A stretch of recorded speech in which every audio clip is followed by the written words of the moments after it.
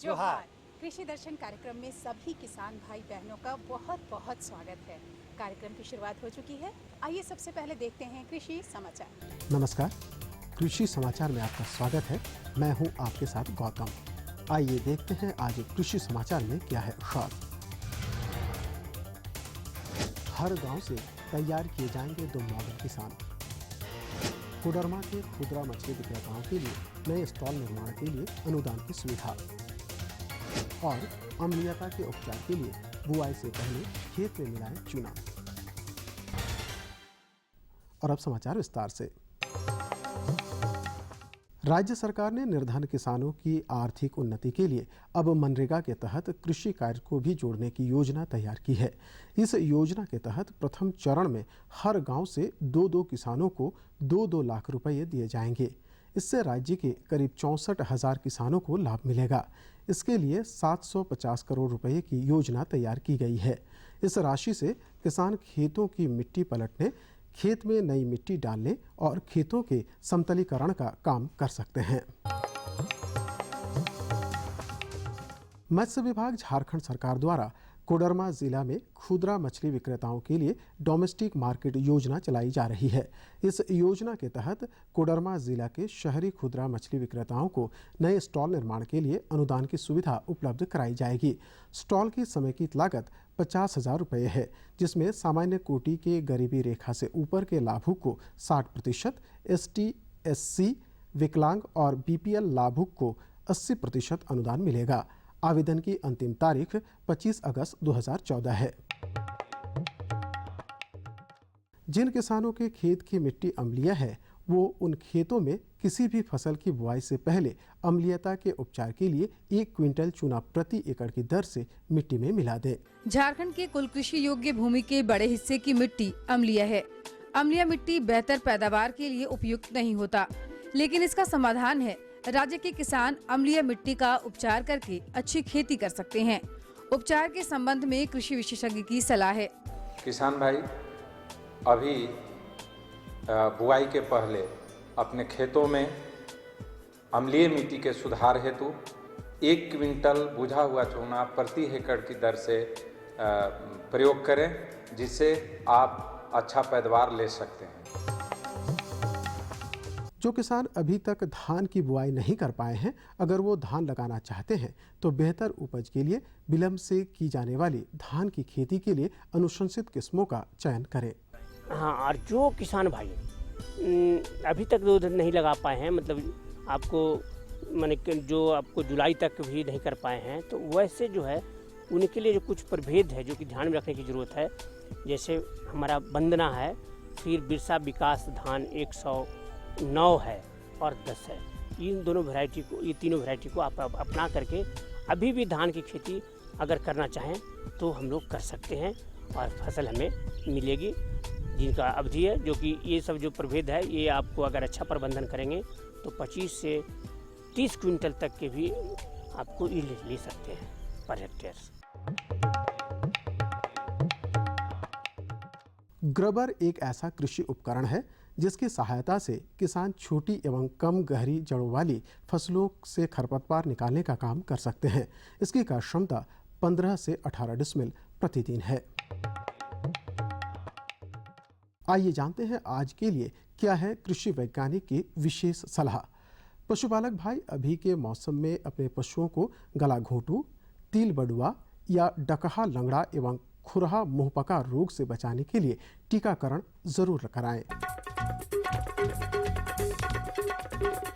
और अब एक नज़र राज्य के 5 प्रमुख शहरों के मौसम के मिजाज पर।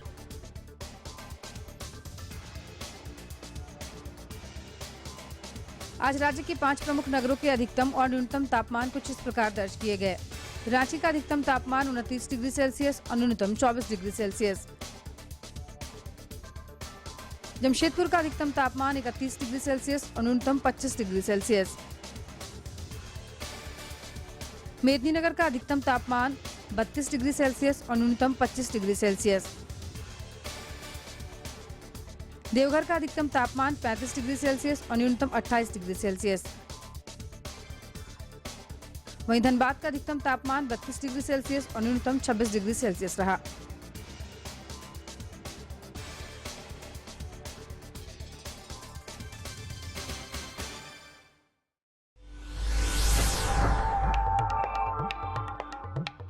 और अब मंडी भाव में आइए नजर डालते हैं अनाजों के भाव पर। आज कृषि उत्पाद बाजार समिति पंडरा रांची में विभिन्न खाद्यान्नों के थोक भाव कुछ इस प्रकार दर्ज किए गए। चावल मोटा 2300 रुपए से 2400 रुपए, चावल मध्यम 2500 रुपए से 2600 रुपए, चावल उत्तम 3500 रुपए से 3600 रुपए, गेहूं 1700 रुपए से 1750 रुपए, चना 3300 रुपए से 3360 रुपए, दाल अरहर 6000 रुपए से 6200 रुपए, दाल मसूर 5500 रुपए से 5600 रुपए, दाल चना 3700 रुपए से 3800 रुपए, सरसों तेल 8500 रुपए से 9000 रुपए, चीनी 3400 रुपए से 3500 रुपए, आलू 1300 रुपए से 1350 रुपए और प्याज 1500 रुपए से 1600 रुपए प्रति क्विंटल रहा। कृषि समाचार में आज इतना ही। अगले दिन अगले अंक में फिर मुलाकात होगी कुछ ताज़ा तरीन खबरों के साथ। तब तक के लिए दीजिए इजाज़त। नमस्कार, जोहार। कृषि समाचार के बाद एक बार फिर से सब किसान भाई बहन का बहुत बहुत स्वागत है। दोस्तों, आपने कृषि समाचार में देखा मौसम का हाल, मंडी का मिजाज और साथ में खेती बाड़ी से जुड़ी हुई तमाम तरह की जानकारी और खबर। हम आपको आगे ढेर सारी जानकारी देंगे, लेकिन उससे पहले आइए लेते हैं छोटा सा विराम। ये लो और बताओ। बस। अरे ये क्या भैया जी, बस इतनी सी रासायनिक खाद? किसानी छोड़ रहे हो क्या? किसानी नहीं, नादानी छोड़ रहे हैं। मिट्टी की जांच कराई है। अब तो लालाजी जितनी जरूरत है उतने ही उर्वरक खेत में डालेंगे। हाँ, किसान भाई आज ही अपने जिले की नजदीकी भूमि परीक्षण प्रयोगशाला में मिट्टी की जांच जरूर करवाएं और मिट्टी में पोषक तत्व, नमी व पौधे के विकास को देखते हुए केवल जरूरत के अनुसार ही पोषक तत्व डालें। और हाँ, मिट्टी में गंधक, जस्ता, बोरोन जैसे सूक्ष्म पोषक तत्वों का पता लगाना भी न भूलें। उर्वरक और जैविक खाद के सही उपयोग से भूमि का उपजाऊपन बनाए रखें, उत्पादकता बढ़ाएं, खर्चा घटाएं और बहुमूल्य विदेशी मुद्रा बचाने में भी सहयोग दें। और हाँ, धीमी गति से नाइट्रोजन उपलब्ध कराने वाले उर्वरकों जैसे नीम लेपित यूरिया को प्राथमिकता दें और यूरिया का पत्तों पर छिड़काव करें। अरे वाह, तू तो सचमुच समझदार हो गया रे। अधिक जानकारी के लिए संपर्क करें जिला कृषि अधिकारी या किसान कॉल सेंटर। हाँ, तो खेत की भौजी, बात ऐसा है कि आज हम लोग बगैर लाग लपेट का सीधे अपने विषय पे आते हैं। बात ऐसा है किसान भाई बहन कि अभी इस मौसम में, बरसात के मौसम में हम बकरी पाले हैं या सूकर पाले हैं या गाय गोरू पाले हैं, जो भी पशुपालन कर रहे हैं, तो इस मौसम में उनके लिए जो हम हरा चारा का प्रबंध करते हैं, तो हरा चारा का किस तरीके से प्रबंधन करना है ताकि आगे लंबे समय तक हम अपने पशुओं को बहुत अच्छे तरीके से ये हरा चारा उपलब्ध करा सकें। आइए हरा चारा प्रबंधन पर अपने विशेषज्ञ से जानकारी हासिल करते हैं। और हमारे विशेषज्ञ हैं डॉक्टर बीपी रॉय। किसान भाइयों, आज हम चर्चा करेंगे बरसात के मौसम में पशुओं में हरे चारे का प्रबंधन के बारे में। इसके बारे में और भी जानकारी देने के लिए हमारे साथ डॉक्टर वीपी राय मौजूद हैं। डॉक्टर साहब, सबसे पहले हम ये जानना चाहेंगे कि हमारे पशुओं में हरे चारे का क्या महत्व है? देखिए किसान भाइयों, सबसे पहले ये हम बता दें कि जो भी दुधारू जानवर हैं उनमें हरे चारे का बहुत ही महत्वपूर्ण योगदान है जी। आज जब भी किसान अपने जो दुधारू पशु हैं उनको खाना खिलाएं तो निश्चित रूप से हरे चारे का प्रबंधन करें। आहार में जो है मुख्य रूप से प्रोटीन, फैट, कार्बोहाइड्रेट जिसको स्टार्च कहते हैं, विटामिन और मिनरल, ये 5 चीज़ों का बहुत ही संतुलन होना चाहिए। और जो पशु दूध देता है तो निश्चित रूप से ये सारी चीज़ें प्रॉपर मात्रा में मिले। अक्सर देखते हैं कि किसान भाइयों अपने यहाँ जो झारखंड का प्रवेश है, गर्मियों के दिनों में हरा चारा नहीं मिलता है। जी। तो किसान सूखा चारा प्रयोग करता है और कंसंट्रेट के रूप में मिनरल मिक्सचर देता है, जिससे कि विटामिन्स और मिनरल का दो का स्रोत वो अलग से देता है। जब उसके पास हरा चारा नहीं होता तो इन्हीं सब चीज़ों से जो है वो देता है। लेकिन हरे चारे का महत्व ये है कि हरा चारा से जो जानवर को जो विटामिन्स और मिनरल प्रॉपर मात्रा में मिलती है। हरे चारे बरसात के मौसम में वो कौन कौन सा महत्वपूर्ण हरा चारा होता है हमारे पशुओं के लिए? अब देखिए, जब चारा की बात आती है तो चारा दो प्रकार का होता है, एक सूखा चारा और एक हरा चारा। तो दोनों का बहुत ही महत्वपूर्ण है, सूखा चारा भी चाहिए, हरा चारा भी चाहिए। तो निश्चित रूप से अगर दोनों की आधी आधी मात्रा रहती है तो जो दाना देते हैं या कंसंट्रेट देते हैं उसको हम आधा कर सकते हैं। तो हरे चारे में भी दो तरह का चारा होता है, एक सीरियल क्रॉप का होता है जैसे मेज हुआ, बाजरा हुआ, ज्वार हुआ, शारगम हुआ। दूसरा जो है लेगुमिनस क्रॉप जैसे बरसीम हुआ, लोबिया हुआ, ये दोनों का है। तो लेगुमिनस क्रॉप का जो चारा है वो बहुत ही महत्वपूर्ण है और दुधारू पशुओं के लिए बहुत ही आवश्यक है। तो अब हम बताएंगे कि जो बरसात के सीज़न में किसान जो है निश्चित रूप से हरा चारा उगाए, जिसमें मक्का है, जिसको अफ्रीकन टाल वैरायटी है जो कि हरे चारे के लिए बहुत अच्छी है। एक घास आती है नेपियर बाजरा हाइब्रिड करके आती है, उसका भी बहुत इम्पोर्टेंस है। अगर उसका रूट स्ट्रिप लगता है, अगर उसको आप लगा देंगे तो एक रूट स्ट्रिप से कम 1 या 2 महीने में 2-3 जानवरों को खाने के लिए प्रॉपर चारा मिलेगा एक कटाई करने पर। तो इसी तरह से हम कहते हैं कि शारगम है, उसमें जो है आपका उसकी भी जो है एमपी चरी है, बाजरा है और इसके बाद लोबिया भी आती है लेगुमिनस क्रॉप में। तो जब हम मक्के का या बाजरे की खेती करते हैं तो उसके साथ मिक्स करके लोबिया भी अगर डाल देते हैं हरा चारे के लिए तो उसका महत्व बहुत बढ़ जाता है और दोनों को जो है प्रॉपर मात्रा में मिल जाता है। दूसरी बात है, झारखंड के परिवेश में जो बकरियों का है उनके लिए हरे चारे के लिए आपको चरागाह डेवलप करना पड़ेगा। तो अक्सर हम देखते हैं कि हमारे यहाँ किसान जो आम के पेड़ या अमरूद के पेड़ या आंवला का पेड़, इस तरह का पेड़ के बागान जो किए हुए हैं उनमें जो एक गिनिया ग्रास आती है जो कि हरे चारे के रूप में प्रयोग होती है, उसकी हम नर्सरी डालते हैं और नर्सरी 20 से 25 दिन के बाद उसकी ट्रांसप्लांट कर देते हैं। तो अगर उस छाया में ही बहुत अच्छा हरा चारा मिल जाता है, उसको काट के भी आप खिला सकते हैं और उसका चरागाह के रूप में भी यूज कर सकते हैं। दूसरी बात ये है कि ग्रास लैंड को भी हम डेवलप कर सकते हैं। जगह जगह जो है गांव समाज की ज़मीन और इस तरह की ज़मीन है जिसको हरे चारे के उपयोग में हम ला सकते हैं। तो उसके लिए दीनानाथ घास जो है वो है सिल्वर पैस्चर, उसको डेवलप कर सकते हैं और उसका भी जो है उपयोग हम कर सकते हैं। दूसरी बात है कि बकरियों के लिए सबसे बढ़िया एक सू बबूल है, उसको भी जो वेस्टेज लैंड है या नालियाँ हैं या खेत के चारों तरफ जो है मेढ़े हैं उस पर भी उसको हम लगा सकते हैं। तो बकरियों के लिए बहुत ही अच्छा आहार है। तो इस तरह से बरसात के सीज़न में इन सब चीज़ों को निश्चित रूप से लगाइए और जो भी दुधारू पशु हैं ये हमेशा ध्यान रहे कि उनको कम से कम 50% सूखा चारा देते हैं तो 50% हम उनको हरा चारा दें। और हरा चारे का ये महत्व आप समझ लीजिए कि हरा चारा देने से कम जिस जानवर को आप हरा चारा खिलाएंगे तो उसमें विटामिन्स की मात्रा प्रॉपर जो है मिलती है जानवरों को, जिससे उनमें हार्मोन सिक्रेशन समय से होता है। अगर कोई भी बछिया है तो समय से वो पाल खा जाएगी, कोई गाय दूध देती है तो फिर बच्चा देने के बाद समय से वो पाल खा जाएगी।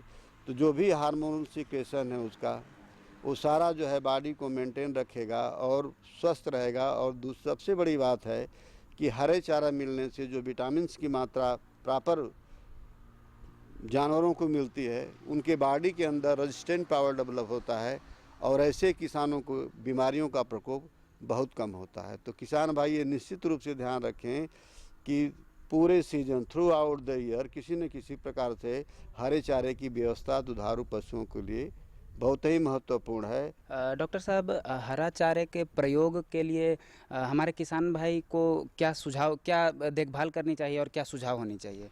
किसान भाइयों, हरा चारा के लिए आप बरसात में तो निश्चित रूप से हरा चारा आप उगा लेते हैं, हमेशा चारागाह भी मिल जाता है। लेकिन रबी के सीज़न में निश्चित रूप से आप बरसीम की खेती करिए, जिससे जानवरों को हरा चारा मिले। और जो हम नेपियर बाजरा हाइब्रिड की बात कर रहे थे, उसको अगर आप लगाएंगे और कहीं भी आपको थोड़ा सा पानी का स्रोत है, वहाँ हल्की सी भी सिंचाई का स्रोत है, तो निश्चित रूप से आपके दुधारू जानवरों के लिए ये बहुत ही फ़ायदेमंद है। इसको साल भर आप उगा के और इससे साल भर हरा चारा दे सकते हैं। किसान भाई, जिस तरह से हमारे शरीरों के लिए हरे साग सब्जियों की ज़रूरत होती है, उसी तरह से हमारे जो पशु होते हैं उनके लिए भी हरा चारा बहुत ही महत्वपूर्ण होता है। तो हम आशा करेंगे कि ये सारा जानकारी आप लेकर अपने दुधारू पशुओं को देंगे और खूब सारे मुनाफे कमाएंगे। हमारे विशेषज्ञ कितना बढ़िया बात बताएं। निश्चित हमारे विशेषज्ञ इतनी अच्छी अच्छी जानकारियाँ देते हैं, तभी तो हमारे किसान भाई बहन उस पर अमल करते हुए और तरक्की पर तरक्की करते जाते हैं। तो तरक्की बहुत ज़रूरी है, खासकर अपने किसान भाई बंधु के लिए। तो तरक्की की श्रृंखला को, तरक्की की कड़ी को हम आगे और कितनी बेहतर तरीके से आगे बढ़ा सकें, इसी विषय पर जल संरक्षण पर एक और छोटा सा संदेश। टपक टप टप टपक टप टप टपक टप टप टपक टप टपक टप टप टपक टप टपक टप टप टपक टप। ये टपक टप टप क्या है? ये है किसानों के जीवन में समृद्धि और खुशहाली लाने का आसान उपाय। कैसे? पानी की एक एक बूंद बचाइए, फसलों की सिंचाई के लिए टपकन विधि और स्प्रिंकलर सिस्टम अपनाइए, यानी कि टपक टप टप से खेतों में हरियाली लाइए और जीवन में खुशहाली। टपक टप टप? हाँ भाई हाँ, ये है सूक्ष्म सिंचाई पद्धति। इसमें 50% तक पानी के साथ साथ उर्वरकों की बचत होती है। वाह भाई, ये तो कमाल हो गया। एक कमाल और, वो क्या? इसके लिए सरकार द्वारा अनुदान भी मुहैया कराया जा रहा है, साथ में ऋण की सुविधा भी उपलब्ध है। अब समझ में आया टपक टप टप। संदेश भी वाकई बहुत अच्छा था ना? अच्छा, बिल्कुल बिल्कुल, और ये संदेश जरूरी भी है। लेकिन आज हमारे वो बंधुवर नहीं दिख रहे हैं। बारिश का मौसम है, कहीं फंस गए होंगे। आप लोग भीग रहे हैं। आज आइए, आप भी आ जाइए, छाता ऐसे कर लेते हैं ताकि हम लोग सबको ही अच्छे से दिख सके। तो अब आप बताइए कि क्या आज जानकारी लेकर के आए हैं। किसान भाइयों, आपको भी जोहार। देखिए, बारिश हो रही है। हाँ बिल्कुल। ऐसे में जो हमारे किसान भाई मड़ुआ की खेती करना चाहते हैं, उनके लिए बहुत अच्छी जानकारी है। अच्छा। वो सामयिक रूप से वैज्ञानिक तरीके से खेती करें, कम संसाधन में उनकी फसल अच्छी होगी। अच्छा। उनकी उत्पादन क्षमता बढ़ेगी और उनको अधिक से अधिक लाभ होगा। तो इस पर विस्तृत जानकारी के लिए हम इनको लिए चलते हैं अपने विशेषज्ञ डॉक्टर परवेज आलम के पास। तो आइए जानते हैं इनसे। डॉक्टर साहब, अभी बरसात के दिन हैं और देखा जा रहा है कि झारखंड में बारिश कम हो रही है। ऐसे में हमारे किसान भाई जो हैं मड़ुआ लगाना चाह रहे हैं, तो वो क्या करें और इसकी शुरुआत कैसे करें? मड़ुआ एक ऐसा फसल है जो बहुत कम पानी में इसका अच्छा उत्पादन हमको किसान भाई को मिल जाता है। तो मड़ुआ लगाने जो टाइम है वो करीब करीब अब जो है अगस्त का महीना आ गया है। तो अगर जो किसान भाई मड़ुआ के लिए इंटरेस्टेड हैं और वो बिचड़ा पहले से तैयार कर चुके हैं, यानी बिचड़ा उन्होंने जुलाई के महीने में अगर उन्होंने तैयार के लिए खेत पौधशाला में डाला है, तो बिचड़ा अभी तक उनका तैयार हो गया होगा। और बिचड़ा को यथाशीघ्र अपने ज़मीन में उसको कोशिश करें कि उसको ट्रांसप्लांटिंग कर दें, यानी रोपा कर दें, ताकि उनका समय पर जो है मड़ुआ का फसल जो है वो उसके बढ़वार अच्छी ढंग से मिले और वो आगे बढ़ जाए। एक चीज़ और बताना चाहेंगे कि मड़ुआ फसल एक ऐसा फसल है जिसमें खाद की मात्रा बहुत ज़्यादा नहीं लगती है, बहुत सब्सटेंशियल अमाउंट में भी ये हो जाता है। इसलिए आप कोशिश करें कि नाइट्रोजन, फास्फोरस, स्फूर इसकी जो है वो कम से कम 20-20-20 के अनुपात से खेतों में अवश्य डालें। अब ऐसे में हमारे किसान भाइयों के जहन में एक सवाल आता है कि जो बिचड़ा कबाड़े हो और खेत में लगाएं, इन दोनों के बीच में कौन कौन सी सावधानी बरतें ताकि उनका बिचड़ा कम से कम बर्बाद हो? देखिए, इसमें ये कोशिश करनी चाहिए कि जब बिचड़ा आप खेतों से उखाड़ रहे हैं लगाने के लिए, तो उसको यथाशीघ्र जिस दिन आप उखाड़े हैं आप कोशिश करिए कि उसी दिन उसको दूसरे खेत में, तो आप बिचड़ा को थोड़ी देर के लिए क्लोरोपाइरीफॉस के घोल में डिप करके डुबा करके फिर निकाल के आप उसको लगा सकते हैं, ताकि किसी तरह का इस पर बीमारी या कीड़े का प्रकोप को कम किया जा सके। तो यह आकस्मिक फसल योजना है क्या? यह हमारे किसानों भाई?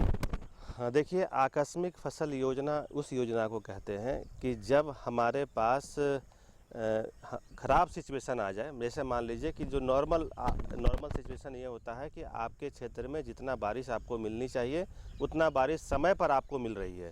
मान लीजिए किसी कारणवश आपको समय से उतनी बारिश नहीं प्राप्त होती है, क्योंकि एग्रीकल्चर कृषि कार्य ऐसा है जो समय का इंतज़ार नहीं करता। अगर समय बीत जाएगा तो आप किसी तरह का कृषि कार्य नहीं कर पाएंगे। जैसे मान लीजिए कि खरीफ के मौसम में आपको खरीफ के फसल लगाने हैं और अगर जून जुलाई में अगर आप नहीं लगा पाते हैं और वर्षा नहीं मिलता है आपको, तो आप चाह करके भी अगस्त में सितंबर में आप खरीफ के फसल को नहीं लगा पाएंगे, है ना। तो आपके पास कुछ अल्टरनेटिव होना चाहिए, कुछ ऐसा इंतज़ाम होना चाहिए कि अगर जून जुलाई अगस्त तक बारिश हमको अच्छा नहीं मिला और हम किसी कारणवश हम खेती नहीं कर पाए, रोपा नहीं कर पाए धान का, या जो हमारी मध्यम और नीची ज़मीन है उसमें इतना पानी नहीं हो पाया कि हम जितना चाहते थे कि हम कृषि कार्य करने, तो ऐसे में क्या होता है कि सुखाड़ की स्थिति उत्पन्न होने की संभावना बढ़ते जाती है। और इस हालत में अगर हम तैयार नहीं रहें कि हम अगर ये हमारा फेल कर गया तो हम दूसरा क्रॉप क्या लें कि हमको मेरा नुकसान जो है कम से कम हो, इसी सिस्टम को हम लोग कहते हैं आकस्मिक फसल योजना। यानी इमरजेंसी में हम एक अल्टरनेटिव तलाश करके रखें कि किसान भाई अगर ये मौसम के साथ अगर हमारा मैच नहीं कर पाया, पानी हमको नहीं मिल पाया, हम नहीं रोपा कर पाए, धान का बिचड़ा नहीं उगा पाए, तो हम तो किसान हमारा भूखे तो नहीं मरेगा ना। तो उसके लिए हम लोग कुछ ज़मीन के हिसाब से उनको एक योजना बताते हैं कि नहीं, आप अगर ऐसा हो गया तो आप ऐसा कर सकते हैं। अब झारखंड के परिप्रेक्ष्य में अगर देखते हैं तो बारिश कम हुई है और यहाँ टाण ज़मीन ज़्यादा है, तो ऐसे टाण ज़मीन में हमारे किसान भाई कौन कौन से फसल उपजाएंगे? अब देखिए, झारखंड का जो भौगोलिक संरचना है वो इस तरह का है कि ज़्यादातर ज़मीनें यहाँ पर किसान भाई के पास जो होती हैं वो टाण ज़मीन होती है, और उसके बाद मध्यम और नीची ज़मीन की प्रतिशत जो है वो टाण से काफ़ी कम है ना। करीब एक सर्वे में मैंने पाया है कि करीब 60% से अधिक ज़मीन जो है वो झारखंड में टाण है। तो ऐसी स्थिति में टाण ज़मीन में हम क्या करें कि हमारा कुछ ना कुछ हमको वहाँ से गेन हो जाए। तो इसमें हम अभी जैसे जो समय चल रहा है और जिस ढंग का मौसम का मिजाज बन रहा है, हम किसान भाई को 2 फसल के बारे में बताना चाहेंगे। एक तो वो मक्का की फसल खेती कर सकते हैं टाण ज़मीन में, दूसरा वो कर सकते हैं कुल्थी का खेती।